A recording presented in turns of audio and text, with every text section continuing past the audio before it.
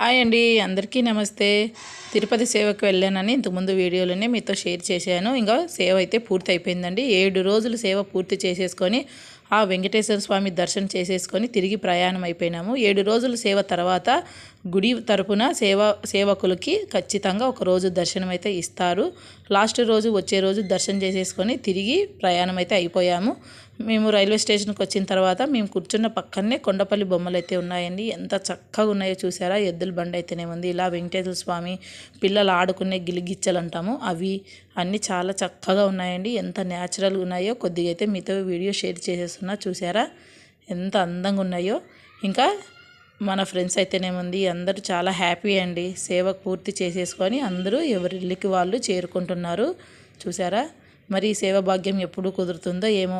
ఆ దేవుణ్ణి మనస్ఫూర్తిగా కోరుకొని మళ్ళీ నీ దగ్గరికి రప్పించుకోవయ్యా అని కోరుకుంటూ సెలవు అయితే తీసుకుంటున్నా. బాయ్ అండి.